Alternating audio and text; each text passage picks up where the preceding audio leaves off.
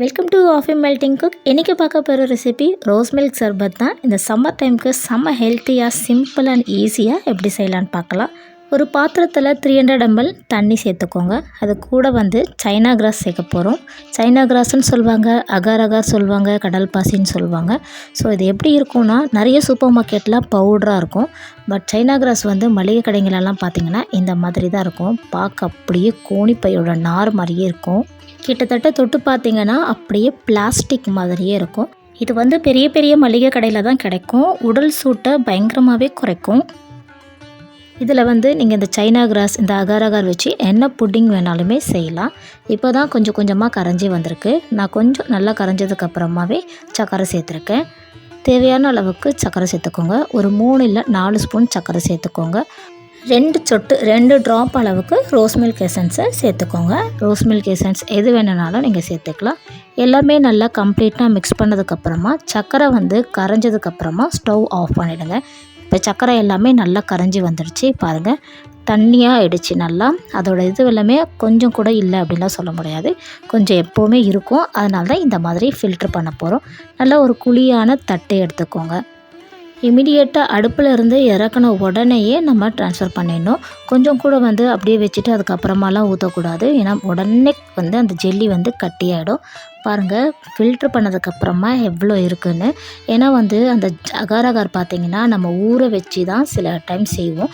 இப்போ டைரெக்டாக போட்டு செஞ்சுருக்கோம். அதனால் எப்போவுமே ஃபில்ட்ரு பண்ணுறது ரொம்பவே நல்லது.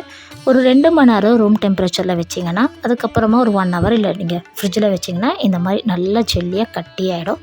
இப்போ ஒரு நைஃப் வச்சு உங்களுக்கு என்ன ஷேப்புக்கு வேணுமோ அது மாதிரி நீங்கள் கட் பண்ணி எடுத்துக்கலாம். நான் ரொம்ப குட்டி குட்டியாக அந்த மாதிரி கட் பண்ணியிருக்கேன். அப்போ தான் ரோஸ் மில்கில் சாப்பிடும் போதும் சூப்பராக இருக்கும்.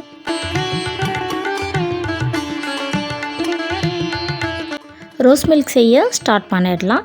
1/2 லிட்டர் பால் எடுத்துக்கோங்க.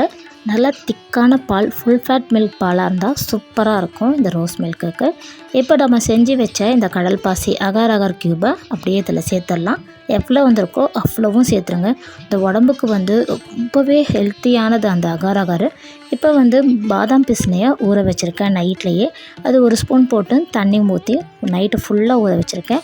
இப்படி தான் இருக்கும் பாதாம் பிஸ்னி. இதுவுமே உடல் சூட்டை சூப்பராகவே குறைக்கும்.